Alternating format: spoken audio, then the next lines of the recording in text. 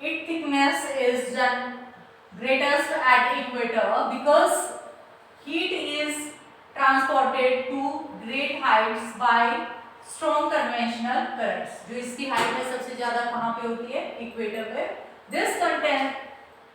This contains dust particles and water vapor. In this layer, all changes in climate and weather take places. जो भी मौसम या जो हमारी जलवायु में जो भी चेंजेस आने होते हैं वो इसी जो लेयर्स है उसी में कंडक्ट होते हैं. The temperature decreases at the rate of 1 degree Celsius for every 165 meter of height. जैसे ही हम सरफेस से 165 मीटर की ऊंचाई पे जाएंगे तो 1 डिग्री सेल्सियस टेम्परेचर क्या होता जाएगा? डिक्रीज होता जाएगा. ऐसे ही हम अगेन 165 पे जाएंगे तो 1 डिग्री सेल्सियस क्या हो जाएगा? अगेन क्या हो जाएगा? डिक्रीज हो जाएगा. So this is the lapse rate of temperature कि जो 165 मीटर हाइट पे जाने के बाद 1 डिग्री सेल्सियस टेम्परेचर है वो डिक्रीज हो जाता है. Next is important for all biological activities. जो बायोलॉजिकल एक्टिविटीज है वो सारी की सारी किसी लेयर्स में हेल्ड होती हैं and this is important. Next is the zone separating the troposphere from stratosphere is known as tropopause. यानी कि जो बीच में ट्रांजिशनल जोन होता है, संक्रमण जोन होता है, यानी कि कुछ पॉइंट्स ऊपर वाले लेयर्स के आएंगे, कुछ नीचे वाले लेयर्स के आएंगे, तो उसको क्या बोला जाएगा? ट्रोपोपॉज. कौन सी दो लेयर्स को ये डिवाइड करता है, सेपरेट करता है? First is troposphere and stratosphere. इन दोनों लेयर्स को डिवाइड करने वाला जो बीच में जो लेयर्स है this is tropopause. At tropopause, temperature is about -800 degrees Celsius over equator and -45 degrees Celsius over poles. It is very unstable and thin layer of 1.5 kilometer thickness only. जो tropopause की जो layer है वो कितनी है? Only 1.5 kilometre, यानी कि लगभग 1.5 किलोमीटर के आसपास की इसकी थिकनेस है. नेक्स्ट गिवन है हमारे पास the stratosphere. It is found over the troposphere. First layer is troposphere and then is stratosphere. It extends up to 50 kilometre height. It is thicker at the poles than at the equator. ये जो हमारी stratosphere है वो कहां पे ज्यादा thicker है? It is thicker in poles, at poles.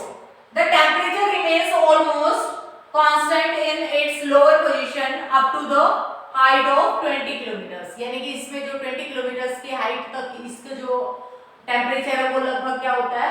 Same होता है. It gradually increase up to a height of 50 kilometer due to the presence of ozone gas which absorbs sun ultraviolet rays.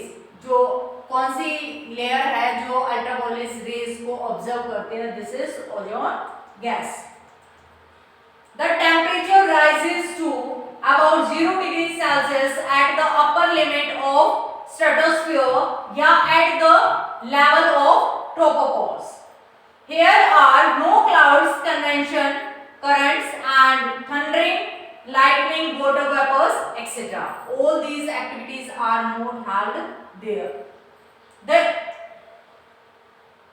The air moves in the almost a horizontal direction. The uppermost limit of the stratosphere is called stratopause. इसकी जो upper layer है this is called stratopause. It contains maximum ozone gas. यहाँ पे सबसे ज्यादा ozone gas lies करती है. Next हमारे पास layer है mesosphere. Above the stratosphere and extend from 50 to 90 kilometre. कहाँ तक ये एग्जिस्ट करती है? 50 से लेके 90 किलोमीटर तक. Temperature decreases with the height in this layer and falls down to -100 degrees Celsius at height of 80 to 90 kilometre. 80 से 90 किलोमीटर तक जो इसकी हाइट है वहां पे जो टेम्परेचर है वो डिक्रीज होना स्टार्ट हो जाता है.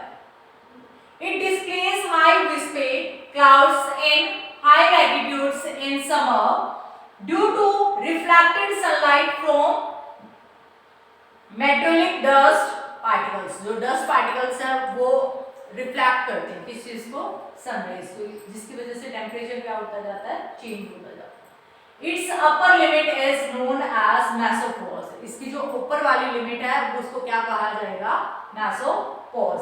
नेक्स्ट हमारे पास है heterosphere. It extend above the homosphere या above the level of mesosphere. It has heterogeneous chemical composition with the hydrogen. It is a layer of thermosphere. ये किसकी लेयर है, थर्मोस्फीयर की है। It continues to the edge of space about 60,000 kilometre above the earth surface. Earth surface से कितनी height है, 60,000 kilometre. Next है ionosphere. It extend up to 100 to 400 kilometre.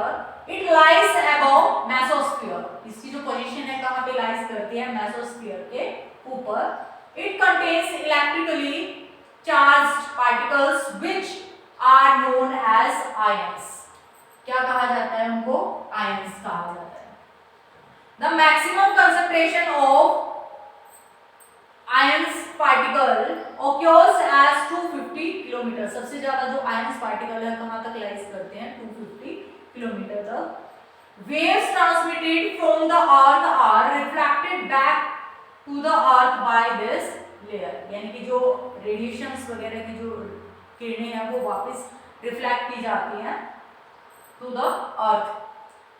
Temperature again start increasing with the height because of radiation from sun। यहाँ पे फिर से दोबारा से टेम्परेचर क्या है, इंक्रीज होना स्टार्ट हो जाता है। किसकी वजह से, रेडिएशन की वजह से। नेक्स्ट है हमारे पास exosphere.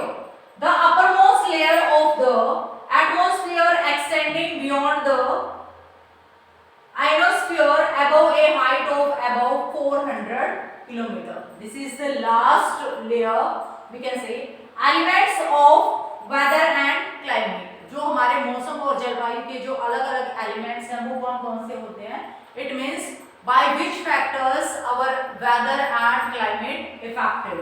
So temperature, pressure, wind, moisture, perceptions are the main elements of the weather and climate।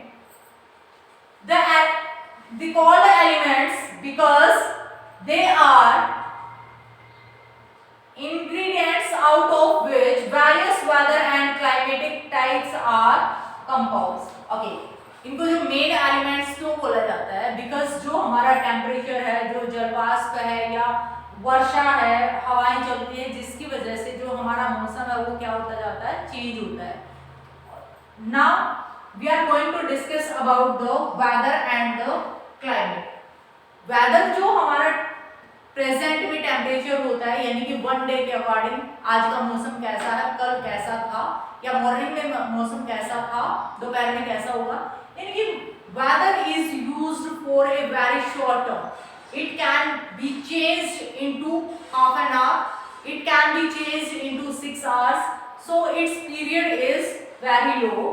लेकिन क्लाइमेट क्या होती है, जलवायु, किसी एरिया पे किसी लंबे टाइम पीरियड तक जो फॉर्मेशंस होती हैं, वेदरिक कंडीशन होती है, these are called climatic condition. It means जो पोलर एरियाज की जो क्लाइमेट है वो कैसी है, कोल्ड क्लाइमेट वहां पे लाइज करती है।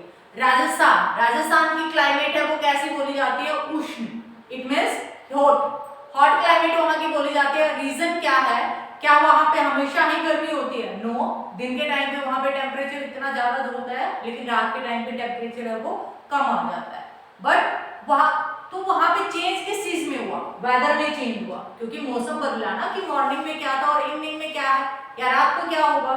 सो climate is used for a long term. Okay students, your chapter is complete. In our next chapter, next class we are going to start our next chapter in